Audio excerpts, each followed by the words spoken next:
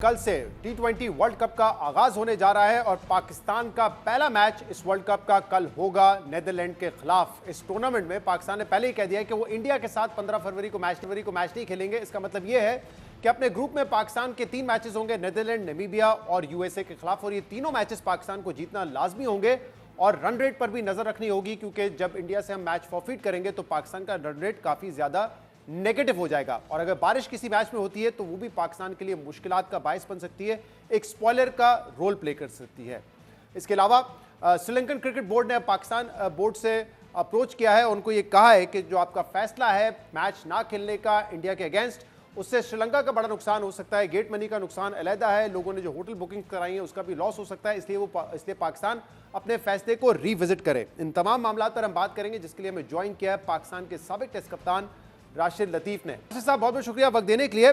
कल world cup का आगाज है और पहला ही मैच पाकिस्तान का है नेदरलैंड के खिलाफ। अब नेदरलैंड एक ऐसी टीम रही है जो कि माजी में वर्ल्ड कप इवेंट्स में अपसेट करती रही है बड़ी टीम्स को, लेकिन ये मैच कोलंबो में होगा, और अगर मैच बारिश की वजह से मुतासर नहीं होता तो ऑब्वियसली क्या ये कहा जा सकता है कि पाकिस्तान क्लियर फेवरेट है, क्योंकि स्पिन जो अटैक है पाकिस्तान का स्ट्रांग है, पाकिस्तान को सूट करेगा, और नेदरलैंड के लिए ऑब्वियसली एक बड़ा डिसएडवांटेज है। कैसे देखते हैं इसको आप? जी, अगर पूरा मैच होता है तो क्लियर फेवरेट है पाकिस्तान। गेम मगर बारिश की वजह से छोटा हो जाता है, 10 ओवर 12 ओवर का, तो दोनों टीम बराबर हो जाती है। लेकिन पाकिस्तान को एडवांटेज है कि स्पिन ट्रैक होंगे, और स्पिनर पाकिस्तान के मिनिमम 4 स्पिनर्स तो ऐसे हैं जो कि बहुत ही अच्छी रैंकिंग के हैं। अबरार हो जाए, उस्मान तारिक हो जाए, नवाज है, शादाब है, साइम अयूब है, बहुत कॉम्बिनेशन बहुत लेथल है। बैटिंग में भी हमारे अच्छे हैं, लेकिन ये है कि उनके पास पेसर, मीडियम पेसर ज्यादा अच्छे होते हैं। जो वो जीते, जितने मैचेस जीते वो इंग्लैंड की सरजमीन पे जीते या ऑस्ट्रेलिया, जहाँ पे उनको सपोर्ट मिलती है। लेकिन नेदरलैंड की टीम छोटे मैच में बहुत अच्छी टीम है, और मेरे ख्याल से पाकिस्तान को आराम से मैच जीतना चाहिए।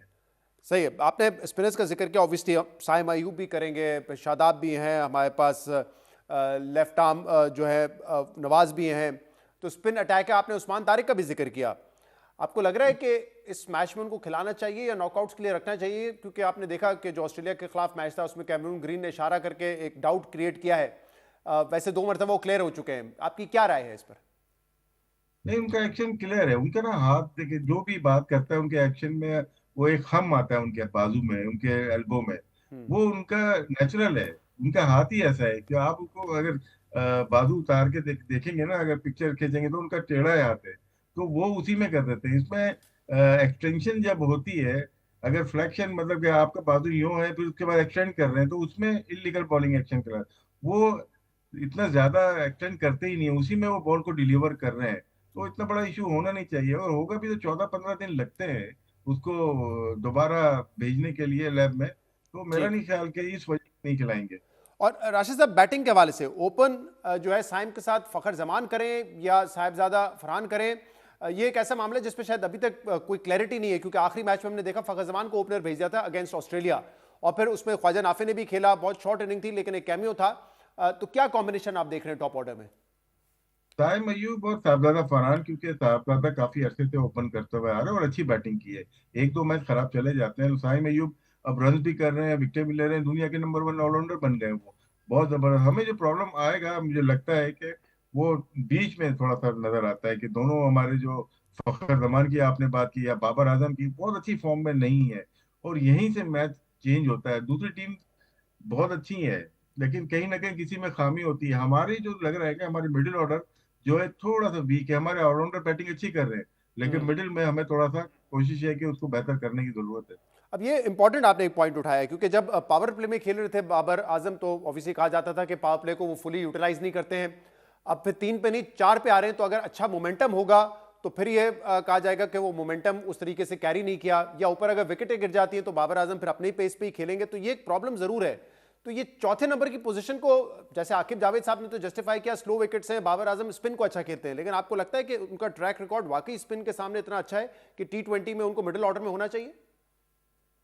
देखिए, गेम चेंजर है वो टाइम जब ये, अगर हम अज्यूम कर लेते हैं कि 9वें 10वें ओवर वो खेल रहे हैं और गेम को चेंज करना है, तो 9 10 11 ओवर अगर स्लो हो गए तो गेम से हम बाहर हो जाएंगे। तो उस वक्त उनको तेज खेलना पड़ेगा, क्योंकि सिचुएशन के मुताबिक आपको गेम को चेंज करना पड़ता है। हम्म। कंडीशन अगर जैसी भी हो, लेकिन सिचुएशन डिमांड कर रही है तो आपको उसको खेलना पड़ेगा।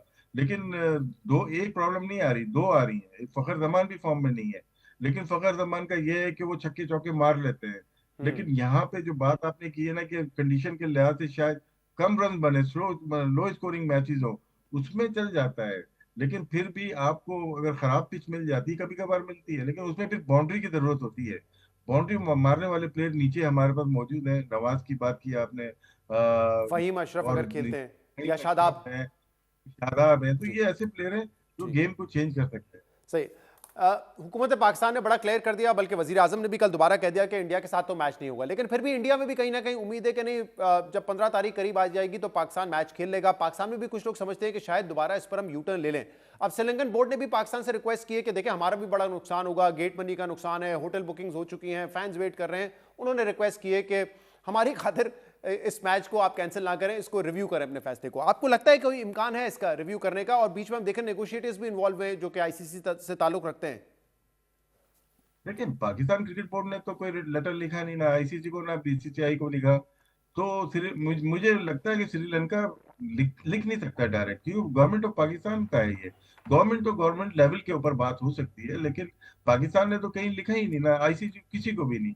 तो मुझे लगता है कि ये न्यूज आई जरूर है, लेकिन तस्दीक नहीं की पाकिस्तान क्रिकेट बोर्ड ने कि श्रीलंका ने लिखा है। हाँ, ये बात ठीक है, इमरान ख्वाजा हो जाए या पंकज हो जाए वहाँ के खेम जी, ओमान क्रिकेट के, इन दोनों की आपस में बात जरूर हुई है। उनको किसी ने बीच में लेके आए हैं कि बात की जाए, लेकिन अभी तक कोई बात हुई नहीं। पाकिस्तान इस वक्त बड़ी स्ट्रांग पोजीशन में है। हम्म। बहुत देर आए लेकिन दुरुस्त आए। हम लोग काफी अरसे से बोल रहे थे कि हमारी जो वैल्यू है, कमर्शियल वैल्यू, वो बहुत अच्छी है, लेकिन जो हमें पैसे मिल रहे हैं पाकिस्तान क्रिकेट बोर्ड को 34 मिलियन पर ईयर, वो कम है। तकरीबन हमें 120 से 130 मिलियन डॉलर मिलने चाहिए, जो अगर इंडिया को 230 मिलियन मिल रहा है।